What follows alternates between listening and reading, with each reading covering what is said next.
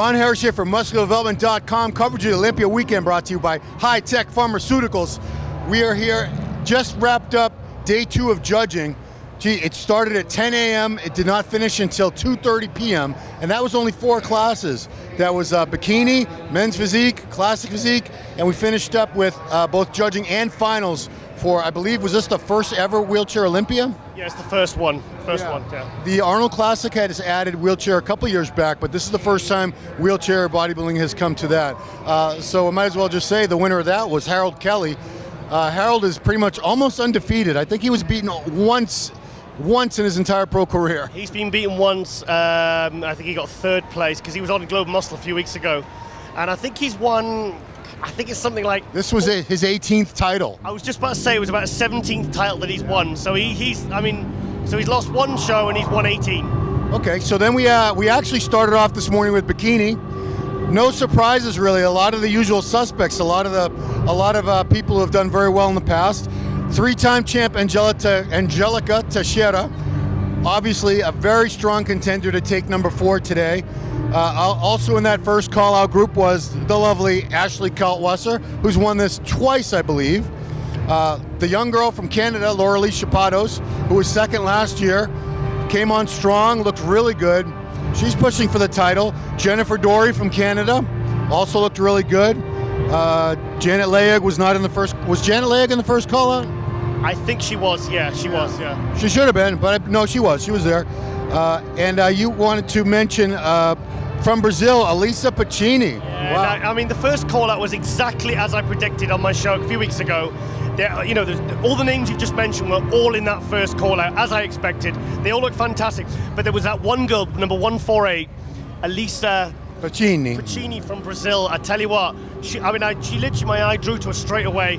And actually, she was, as soon as I noticed her, she was actually moved into the center next to Angelica. For me, I think she looked, and also I liked Angelica and Mariela's Pellegrino's. They had a bit of a fuller look this year. They weren't as thin, so I thought it was better. It was much better look this year. Well, because I'm not always politically correct and I'm not afraid to offend people, I do suggest 2 classes for women's physique, women's bikini, and wellness next year. They can have an overall pose down at the end, or comparison. It'll be Brazilians and non-Brazilians. Well, so many beautiful women from Brazil. I don't know what they're doing down there. So then we moved on to classic physique. Men's physique. Men's physique, we had last year's champion, Brandon Hendrickson, looking very, very likely to repeat, getting a very strong competition from Andre Ferguson, as he did last year. Kyron Holden from the USA, Ryan Terry from the UK. Also the new guy from Brazil living in Boston, Carlos Kiki de Oliveira, was in that first call-out. He's been competing just a very brief time, so good on you, guy. I thought Carlos looked like, in terms of what I see as like men's physique, for me, he's like the perfect men's physique. To me, he looked like the winner. Yeah. Kiki Oliveira, living in Boston, doing very well. He's on the rise, as they say in Global Muscle Radio. And the UK's Ryan Terry, who's been on the cusp. He's never won this, never won the Olympia, right? He's won the Arnold. Who, sorry? Ryan Terry from the UK. Ryan Terry's won the Arnold, but he got 2nd at the Olympia to Jeremy Buendia. Yeah. Okay. All right, so let's get to the main event on today's judging. The division most people were looking forward to seeing did not disappoint. Classic Physique. They had 30, let's see, it started at number 37 and went to 71. I'm not very good at math, but that's over 30. I'm very sure of that. 34. So, wow, it was a big class. No real surprises, though. The top 3, I don't think the order is going to be the same exactly as it was in the past 2 years, where it's been Breon Ansley as the champ, Chris Bumstead as runner-up, George Peterson in 3rd place. That's how it's gone down the last 2 years in a row. This year, I have a sneaking suspicion George Peterson might creep ahead of Chris Bumstead. On the judging, I had George winning it. Wow. But the thing with Breon, is he always looks poor at the prejudging. He always does it. He always looks flat. He actually looked surprisingly good at the prejudging today, but he actually looked, I expect him to look sensational tonight, whereas George, I think George peaked today. He can't get any better because he looked absolutely tremendous. For the judging, I would have George winning the judging, but tonight I know Breon's going to get better. Yeah. So I think Breon will probably pull ahead of him tonight, but it's going to be a very close one. with Chris Bumstead from the front and the side, as good. I think he's the best he's ever been. Yeah, he looked awesome. But what happened to his back shots? They've disappeared. His back was really lacked fullness. You know, he's never had he's still trying to get a really thick back that he doesn't quite have yet, but I don't want to say it regressed, but it didn't look as good as it did last year. Yeah, well, we spoke to Ian Valliere, and he said that because he's had problems with the kidneys last year, yes. They said they couldn't fill him out enough, or something to do with... He can't carb up much because of his kidney issue. Yeah. So it flattens him out. No, I'm sorry, it blurs him out. But the thing that he said, the body part it goes from first is his weak body part, and his weak body part is his back. Yeah. So his back he said as the first and only body part to really flatten out. So.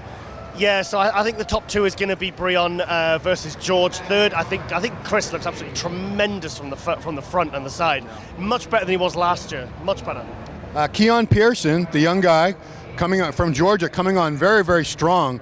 You know, amazing shape. It's like the epitome of what you would want to see as far as the structure and shape. It was like a little miniature Lee Haney. Size-wise, when you stack him next, he's a more compact, shorter guy, so it's hard for him to stack up against, but I think he did a really good job. I think he's got a solid fourth there. I thought it looked absolutely fantastic.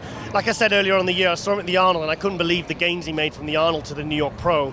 For me, he's an absolute front runner. I can't wait to see his posing routine, because I think he's going to be a really, really good poser. But Keon really impressed me, and I've got him in fourth. Yep. Also a good showing from Alex Cambronero, the former 212 competitor who switched this year to Classic Physique. He won a couple shows. I'm not sure. I can't remember which one. I was at New York Pro where he took second. But Alex, he's one of those guys that could do very, very well in either 212 or Classic. Do you remember how good he looked today? I wasn't as impressed as I thought I was going to be with Alex. I expected a bit more. In fact, I kind of scanned across the lineup, and I thought he'd be one of the standouts. And I think he looks good, but for me, he didn't really stand out as much as I thought he would. But still, very, very good physique, and he comes alive when he poses a bit. But yeah, he could sneak in the top 6. Also in the top, the first call out was a guy from China I've never heard of till today. Chen Kang. Yeah, I probably have seen him compete, so I apologize. I shouldn't say I've never heard of him, but he wasn't on my radar as far as someone to look out for today. I had him in one of my old shows, Must News Weekly, because his name then was Branch Chen. And I said it was funny because it sounds like Branch chained. I don't know, it's a bit of a nerdy joke there. He also had some big quads like Branch. His quads are absolutely ridiculous. The more he posed, the better he looked. Because I was expecting to be a little bit more impressed because his waist was a little bit thick. I don't know whether the way he was wearing his trunks or something, but I'd love to see him with a slightly smaller waist because it can be, you can bring the waist in. But Classic, is he Classic? To me, he looks more like a bodybuilder, 212 bodybuilder. I've heard he's a very, very good Classic poser. Okay. And for me, I was talking to I had lunch with George Peterson 2 days ago, and I said, I said actually one of the criteria. One of the things that can make someone classic is how they present their physique. So I said to George, I said, like, your waist is small. I said, if you pose in a classic way, you'll look like a classic bodybuilder. So even if you don't have a classic shape, you can pose it in a classic way through like tilting the body and just the little tweaks of how the guys like in the 1980s and the 1970s used to pose. Yeah. A little bit of a letdown today because we want everyone to look their best, and we hate seeing people miss their mark. Henri Pierre Arnaud from Montreal was a very strong 4th place last year. A lot of people had him even higher than 4th in their rating last year. This year did not make first call out. I don't think he was even in the second call out. He was in second call out. Just missed it. He was flat, very, very flat. And he had just done an open show and had to come down in body weight pretty quickly for this. He did the big man show in Spain. I don't know if it's wise for him to go up and down in body weight, or if maybe he does need to go back to open. I hate to say, based on one show, that you should be all done and give up on Classic, but I don't know if he'd be better off going back to open. But I've heard the thing is switching from open then back to Classic, and I heard he's been going on holiday 4 weeks out. And to be honest, when he first came out, I was actually quite impressed. But then he faded literally within minutes. He went from looking quite good to quite bad within 10 minutes. Yeah. Unbelievable. It was like Sami Al-Haddad in the 212. When he came out, he looked really strong, and he just literally faded so hard. Yeah. Another guy who I think would have done much, much better if he had come in better shape, sharper, was David Hoffman from Germany. He came in very big, very full, and he has great shape. He was a super heavyweight bodybuilder as an amateur for several years before Classic came along. I don't know what he weighs exactly, but he's a big guy. I was hoping to see better condition. I think had he been in better condition, would have been a lock for first call out. When he first came out, I was like, wow, he's absolutely shredded beyond belief. And then when he turned to the back, it's like his back was kind of washed out. He's another one who faded fast. Yeah, I thought he looked good when he first came out. And then I took another look at him. I'm thinking, is that the same guy? Yeah. But, I mean, fantastic. Wide shoulders, small waist, very classic shape. Very, very, do you see the way he was posing like the Arnold, like the 1970s Arnold pose? Even the way he did the transitions, I loved all that. I loved it. Yeah. Great. So still has a lot of potential. David Hoffman from Germany. Tons of fans around. He's a very popular athlete.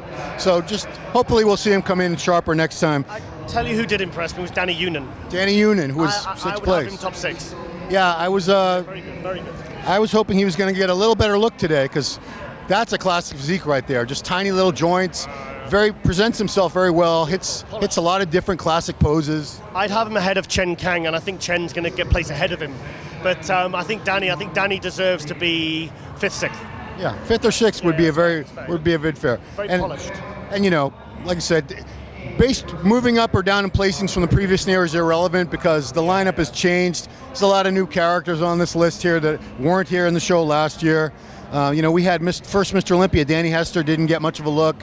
This division is growing so fast, so fast. Yeah, Danny, I was hoping to see Danny in better form today too. When he came out by himself, I was like, he's absolutely nailed it. He looks as good as he's ever looked. I thought he looked fantastic. Yeah. And then he was in 3rd call out, and he just wasn't getting any attention from the judges. And I don't really know what he could have done. I think it's just because the competition is so strong. This is by far this is by like miles the best classic show I've ever seen. Yeah. Best classic pro show. This is what I've been wanting to see for the last 2 or 3 years. Yeah, so 2 years at least. If this Mr. Olympia this year was not the most competitive, we can at least say classic physique this year stepped it way up, ratcheted up as it should. It's a newer division. It's getting new talent coming into it all the time. So I fully expected that.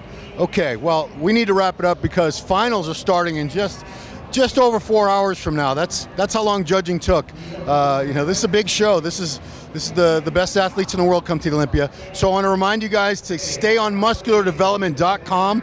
We have all the coverage you need. We have play-by-play. You can log on there, become a member, and you can comment, argue, critique. You can check out our interviews, our contest photos, our social media, Muscular Development, all that stuff. We have plenty of content all weekend long, so stay right here at musculardevelopment.com. For Giles Tiger Thomas, who I'm not even sure I introduced in the beginning because we're so tired, this has been Ron Harris. Coverage brought to you by High Tech Pharmaceuticals. We'll see you later.